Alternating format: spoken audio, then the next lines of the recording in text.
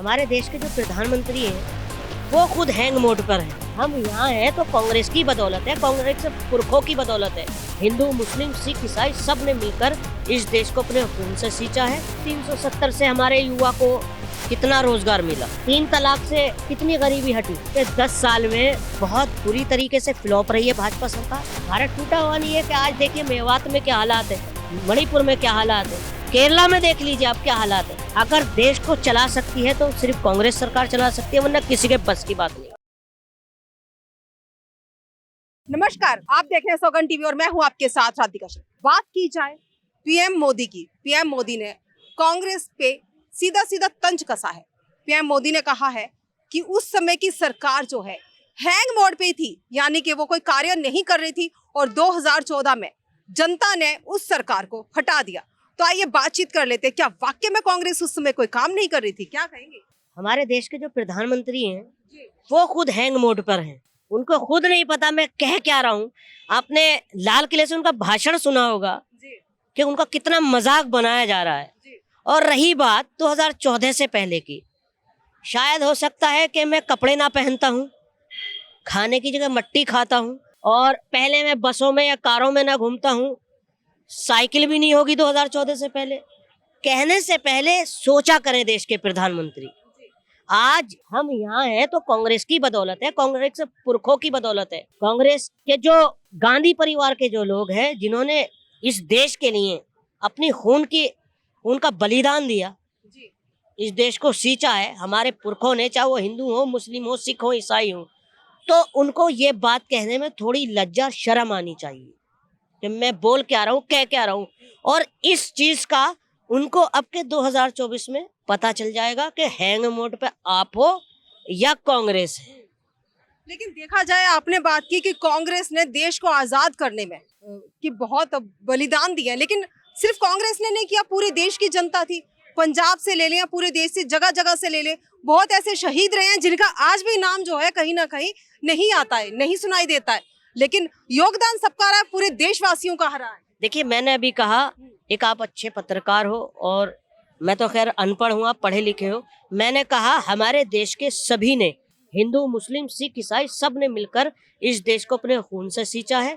और मैं देश के प्रधानमंत्री जी से और उनकी भारतीय जनता पार्टी से यही अनुरोध करूंगा कि आप इस देश को, जैसा हमारे देश में सुकून है, अमन है, हरियाली है, आप इस देश को ऐसा ही रहने दीजिए। हमें ना तो अच्छे दिन चाहिए, हमारे जो हमारे बुरे दिन थे हमें आप वही लौटा। अच्छे दिन तो लाए हैं ना, बुरे दिन कहाँ? अच्छे दिन तो लाए हैं मोदी, ऐसा तो है नहीं अच्छे दिन नहीं लाए। बहुत सारे काम ऐसे हैं जो उन्होंने किए। 370 हटा दिया, 3 तलाक का जो मसला था वो उन्होंने हल कर दिया, बहुत सारी ऐसी चीजें लेकर आए हैं, हाईवेज उन्होंने बनवा दिए हैं, देश को तरक्की भी दी है। अच्छा, मुझे बताइए 370 से हमारे युवा को कितना रोजगार मिला, 3 तलाक से मतलब कितनी गरीबी हटी, कितना भूखे को खाना मिला। 3 तलाक से गरीबी हटने वाली बात नहीं थी। 3 तलाक से तो ये था कि जो महिलाओं पे अत्याचार हो रहा था वो कहीं ना कहीं कम हो रहा था, महिला सशक्तिकरण की बात। देखिए, एक मैं मुस्लिम परिवार से हूँ, मैं खुद जानता हूँ हमारे देश के प्रधानमंत्री जो हैं, जो मेरी हिंदू बेटी हैं, आप भी एक हिंदू मजहब से आती हैं, आपके लिए क्यों कानून नहीं बनाते? वो कितने पता डिवोर्स होते हैं, जरा कोर्ट में जाके पता करिए और थानों में जाके पता करिए, कितना पीड़ित होना पड़ता है मेरी हिंदू बहन को। क्या वो इस देश की बेटी नहीं है? या सिर्फ एक मुस्लिम ही देश की बेटी है? आप ये भेदभाव क्यों कर रहे हैं उनके साथ? बनाइए उन पे भी कानून। देखिए, हिंदुओं के लिए तो है ही है कि आप कोर्ट जाइए फिर तलाक लीजिए। 3 बार तलाक बोल देने से हिंदुओं में नहीं होता, मुस्लिम में होता था, इसलिए मुस्लिम के लिए किया उन्होंने। देखिए, तलाक में क्या होता है, तलाक में भी यही है कि उसको मतलब छोड़ दिया जाता है। और हिंदू मजहब में भी क्या है, कोर्ट में जाके उस पे भी तो अत्याचार ही रहा है। भाई, आप एक नजरिए से क्यों नहीं देखते उन दोनों को? है तो देश की दोनों बेटी, तो दोनों को सम्मान मिलना चाहिए, दोनों को न्याय मिलना चाहिए। और आप देखिए, 10 साल में मैं 100 बात की एक बात बोलना चाह रहा हूँ कि 10 साल में बहुत बुरी तरीके से फ्लॉप रही है भाजपा सरकार। चाहे वो बेटियों पर हो, चाहे वो देश के रोजगार पर हो, चाहे देश के किसान पर हो, चाहे वो देश के फौजी पर हो या देश के रिटायर फौजी पर हो। आप मुझे बताइए। रिटायर फौजियों की बात की आपने, क्या कहेंगे रिटायर फौजियों की बात? आप मुझे बताइए, जंतर मंतर 1.5 साल से 1 रैंक 1 पेंशन के लिए फौजी बैठे हो, अपना हक मांग रहे हैं, जो जिनकी वजह से हम सेफ हैं, जिनकी वजह से मैं आपको इंटरव्यू दे पा रहा हूँ, जो 24 घंटे मतलब कड़ी धूप में और बर्फ के उस पर खड़े होकर हमारी रक्षा कर रहे हैं, और उनके साथ इतना भेदभाव, और आप उनके साथ क्या कर रहे हैं? राजनीति। हमारे देश के फौजियों को शहीद करा दिया जाता है और उनकी बीवियों से आप पूछते भी नहीं जाकर, और जबकि आप 2019 में उनका फोटो लेकर उनके नाम पर वोट मांगते हैं, तो आपको शर्म नहीं आती कि आप सिर्फ वोट ही मांग सकते हैं, आप उनको घर वालों का हक नहीं तो दिला किया है। देखिए, उनको घर भी दिए हैं, बहुत हेल्प भी की गई है, जो शहीद हुए उनके जो परिवार हैं उनकी मदद की गई है सरकार के द्वारा, ऐसी नहीं है मदद नहीं की गई है। अच्छा, आप एक पत्रकार हैं, आप कभी उनके शहीद के घर पर गई हैं? उनके बच्चों का हाल देखा है आपने? क्या हाल है उनका? वो क्यों पेंशन, आप उनकी पेंशन क्यों नहीं बांधते? क्यों नहीं बांधते? उनके बच्चों के घर की जिम्मेदारी की क्यों नहीं लेते? आपको क्यों चुन के लाते हैं? मैं एक उदाहरण दे रहा हूँ, जवान फिल्म आई थी ना अभी, जो शाहरुख खान है, उन्होंने पूरे मतलब विश्व को मैसेज दिया है, अगर आप चुनाव लड़ते हैं, ठीक है, तो मैं आपको क्यों ला रहा हूँ चुन के, ताकि आप मेरे हक की बात करें, मैं आपके अपना हक मांग सकूं आपसे। अगर मैं आपसे नहीं बोलूंगा तो किससे बोलूंगा? मतलब आप वोट मांगने के लिए तो हमारे घर पर खड़े हो जाओगे, मेरे दरवाजे पे खड़े हो जाओगे। ये तो राहुल गांधी भी कर रहे हैं वोट मांगने के लिए। देखिए, क्या कहते हैं, हर बार वो भारत जोड़ो यात्रा चला देते हैं, जबकि भारत को जोड़ने की जरूरत नहीं है, भारत तो पहले से जुड़ा हुआ है।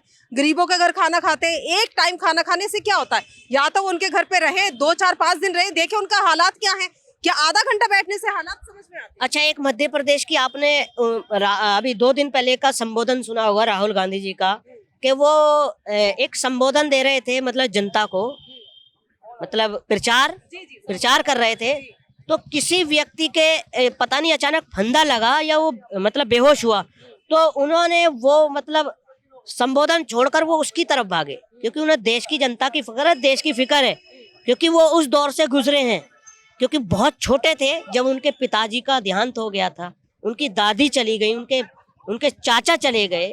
तो राहुल गांधी जानते हैं, अच्छे को और बुरे को, दुख को जानते हैं वो। ऐसा नहीं है भारत, जो आपने कहा भारत कहाँ से टूटा हुआ था, क्या ये भारत टूटा हुआ नहीं है? कि आज देखिए मेवात में क्या हालात है, मणिपुर में क्या हालात है, केरला में देख लीजिए आप क्या हालात है। देखिए, हालात जहाँ कांग्रेस की सरकार है वहाँ पे भी कुछ ऐसे ही है, वहाँ पे भी कुछ ज्यादा अच्छे नहीं है, हर जगह हालात ऐसे हैं।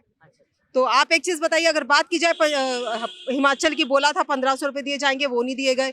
जिस तरह से प्राकृतिक आपदा आई उसमें भी देखा जाए तो मदद में कहीं ना कहीं ऐसा रह गया कि उनकी मदद सही तरीके से नहीं की गई। उसके लिए क्या कहेंगे? देखिए, जब आपने सही बोला, जब हम किसी को चुनते हैं तो सोचते हैं हमारे जो दर्द है या जो हमारी समस्या है उनका हल निकलेगा, लेकिन हल तो अभी हिमाचल में भी नहीं निकल रहा है। देखिए, हिमाचल में जो सुक्खू हैं, मुख्यमंत्री हैं कांग्रेस के, उन्होंने देश के प्रधानमंत्री जी से भी मदद मांगी थी, मगर कोई रिस्पॉन्स नहीं मिला। क्यों? क्योंकि वहाँ कांग्रेस की सरकार है। भाई, आप केंद्र में हो, हिमाचल है तो हिंदुस्तान में, देश की जनता है वहाँ, क्यों नहीं? मतलब ये एक दोहरी नीति है देश के प्रधानमंत्री और भाजपा सरकार की, यानी कि जैसे भी करना है कांग्रेस को बदनाम करना है।